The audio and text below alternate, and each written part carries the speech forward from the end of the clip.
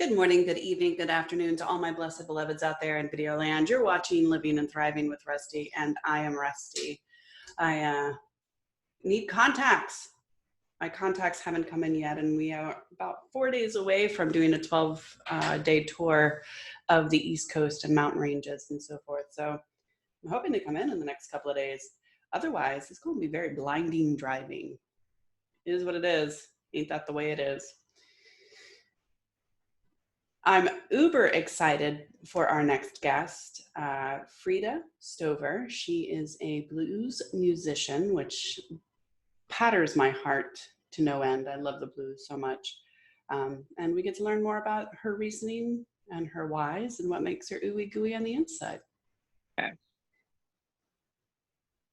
So Freddye is here joining me today, and we have so much in common already, just with the spelling of our name. And it's interesting because as you have watched this series, one of my largest issues in this country is that most people did not attend 8th grade English.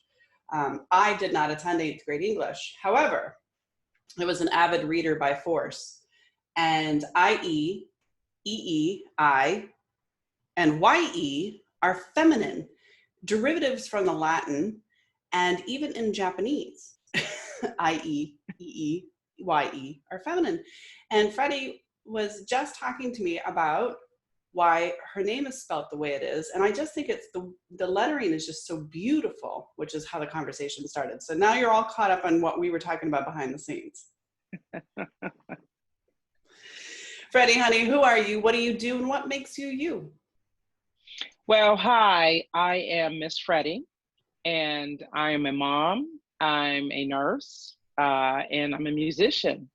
And I do what I do because, number one, I've always wanted kids, and I have two boys, two wonderful boys, and I became a nurse, and I specialize in surgical oncology, dealing with gastrointestinal cancers, and a musician for 25 years. And I'm a singer of, yesterday when after I was talking to somebody, I realized I'm in 3 acts. I always say I have 2 bands of my own, but I actually have 3 acts of my own. I have the duo act, and I said, okay, I'm so busy. I'm like, I forgot about that piece. So that's who I am in a nutshell. So I love the fact that you always wanted to be a mom. I bounced back and forth with that desire. My childhood was probably something that horror books are made out of. And so I was always scared to be a mom. But when I finally became one, what an amazing journey. I think I have like the best daughter on the whole entire planet. Oh, that's a blessing. I love my sons. My oldest, I'm close with both of them. And ever since I was 17, I wanted kids, but I knew that wasn't going to happen because I didn't want my mother to choke me. Yeah. So I had to wait, like another 5 years. I had moved out on my own, and their dad and I, got together, and, he's like, we should have a baby. I'm like, okay. It took us a year. Yeah. And I was getting ready to just say, you know what? If it comes, it comes. If not, but the strange and odd, I don't think it's odd, but I think the very strange, the month that my mother's father passed away, it was September of '78. I'll never forget. I found out I was pregnant with my oldest. And, I'm always grateful for that. And I've told him the story. I said, the month that your great grandfather passed away, that's when I found out, I had you. My youngest, there's no time.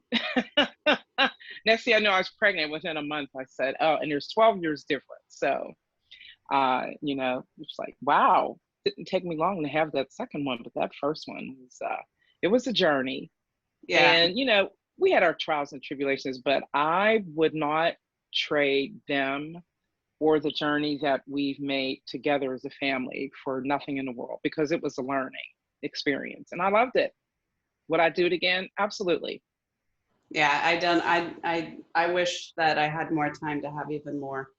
I enjoy the journey. I enjoy watching them grow and fumble and be sassy and confused and figure out their own little attitudes. And, motherhood's just, it's been it's been a bomb, like amazing for me.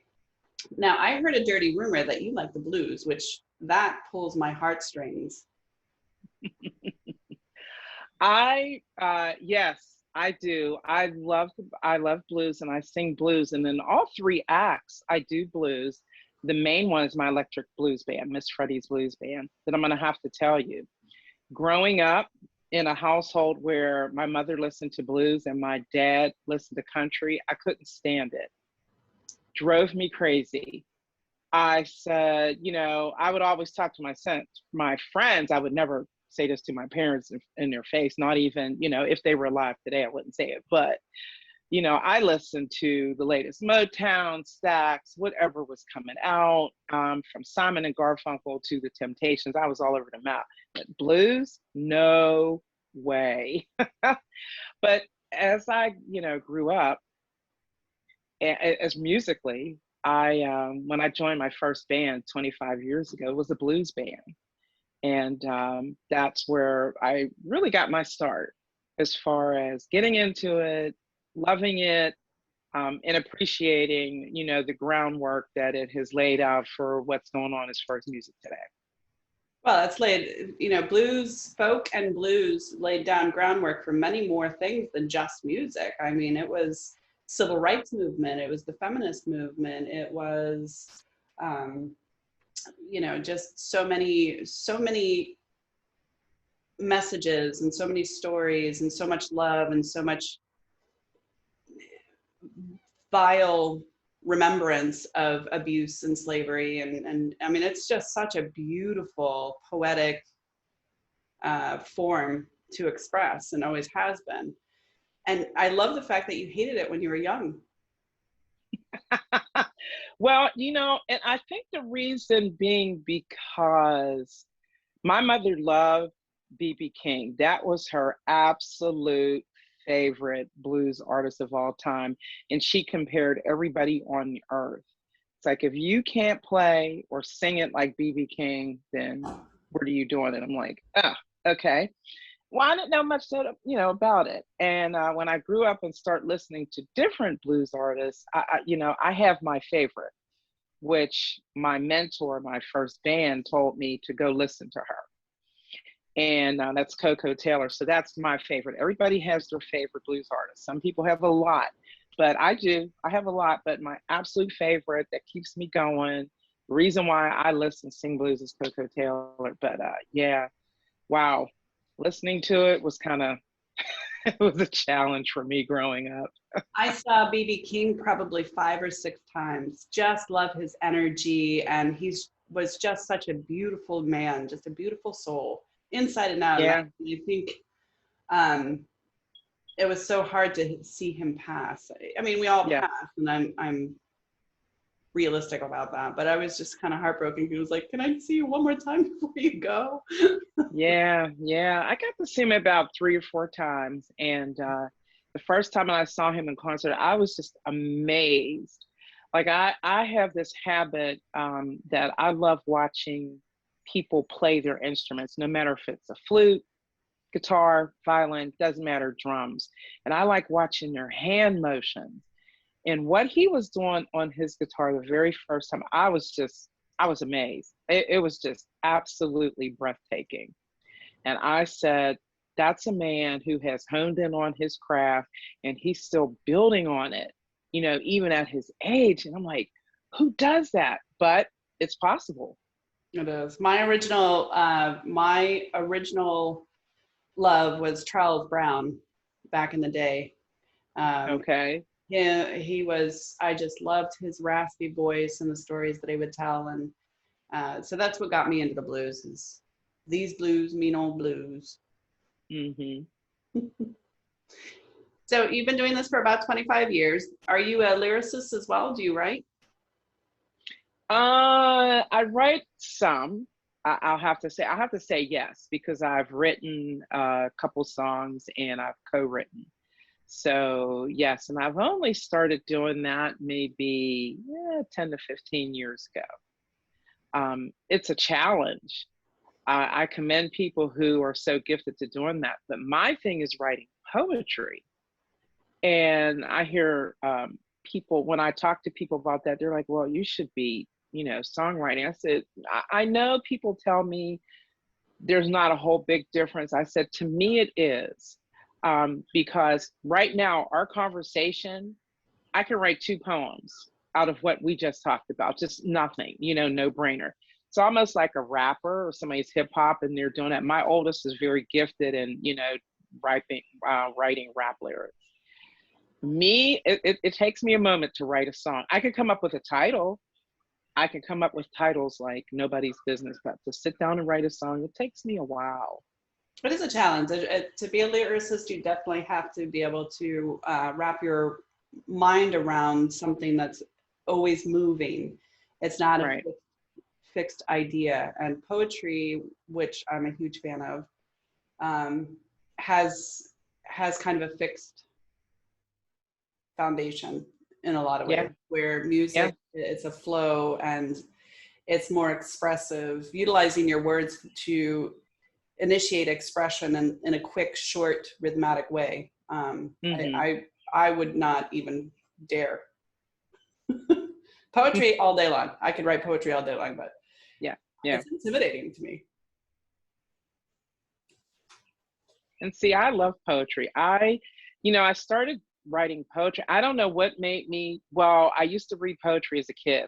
I love reading poetry. And then when I made it to high school, I don't know, I was writing a poem and I forget what it was one day. And one of my friends said, wow, you do that? At first she made fun of me. And I said, if I could write poetry, I could sell. I said, I could get my prom gown. And she's like, really? And so it took about a week or two, but Uh-oh. See, this is life. Technical difficulties. relationships, they couldn't stand their teacher, whatever was going on in their life, I was writing poems about issues, getting back together with somebody. It was insane. I was selling them for $5. Good girl. I got my prom gown. I love I brought my prom gown. So what state are you in? I'm in Pennsylvania. Girl, shoot. Are you playing this weekend? Yeah. Oh, yes. This coming weekend, yes. Tuesday, tomorrow night, I'm playing at a place called Steamworks Creative in Gibsonia, PA. It's a 1 hour message. And the name of the show in the venue is called Spirit Station, and it's headed by Pastor Greg Spencer from Brackenridge, Pennsylvania. And he does this every Tuesday. Different musicians come in, they play music, he delivers a message. And my duo act, which we are called What a Pair. So this is our third time playing there. So I do it like monthly. And then Friday, I'm up in Butler, Pennsylvania. I'm playing for a private event. And then Saturday, I am playing at a place called Spill's Tavern in New Alexandria, PA, with my electric blues band. That's going to be fun. I love Dan. Hi, Dan. And then Sunday in Arnold, Pennsylvania, I'm doing a benefit concert for about a half an hour. There's other bands. There's this park, Roosevelt Park, and it's called Rockin' the Roosevelt. And every year, township people, they raise money to keep this park for the kids going. So that's what I'm doing this week into this weekend. I'm leaving here and headed to Charlotte, North Carolina, and then Harrisburg, Pennsylvania, which is why I was asking. Oh, okay. So we'll see what happens, but okay. Life's an adventure. What do you hope that you bring to the table to inspire other young women to get into a pretty tough industry for women? It actually is. And, I have a lot of female musician friends, and I'll watch them on social media. And I've even talked to some, we've had some roundtable discussions about how we can enhance each other and what's happening, what are the stumbling blocks as we go along. And what I tell, women, especially if you're starting out, it doesn't matter. You're a young woman, middle age, older, and you're starting out in this business, no matter what aspect. That's the key. If you're going to be a singer-songwriter, if you're just going to play an instrument in the band, if you're going to be a booking agent, which I love to book, I do my own booking. I love that part. No matter what, promoter, doesn't matter. If you're going to be, entertainment lawyer, what I tell them is, make sure that's what you want to do. Pick 5 reasons besides money. Yeah, because money is always the last to come into the doorway. Exactly. And I always tell people, money, to that note that you mentioned, I always tell people the money will come. Like I used to tell my bands, the money will come, the shows will come. Believe me, it's patience and it's what you want to do. But I tell people, pick 5 things why you really want to do this. Like, why is this in your heart? Question yourself, challenge yourself as you're picking the 5 reasons why you want to do it. And then the next thing I tell people, surround yourself with people who are on the same page. Yes, you're going to argue, disagree, but at the end of the day, make sure you have mutual respect for each other, ideas, the constructive criticism, because at the end of the day, you're just going to keep building. And my third thing is always build on your craft, whatever you plan on doing. It's never too late, never too old to take vocal lessons, which I just started taking vocal lessons this year. I've never had vocal lessons. Never, ever, ever. Reason why I'm doing it, because I need to learn the mechanics of singing. And there was a lot of things, even though I'm a nurse, and my vocal coach is a nurse. So there was a lot of things that I did not realize. And ever since I've started those lessons back in January, I'm telling you, I'm more confident in hearing myself in the monitor, because I hate hearing myself in the monitor. I can't stand it. Can't stand my voice. But I've learned to accept that and to realize, it's much more than just my feelings on how I, sing. So always build on your craft. Always keep on learning. So that's my advice, my encouragement. Oh, and out of all of that, you're going to hit stumbling blocks. You're going to hit roadblocks. It happens. Don't go in there, people are pumping you up because you're the next best thing that's coming, because there's always somebody better than you. You know who you have to compete against every single day of your life is yourself. Preach. Every day. You have no choice.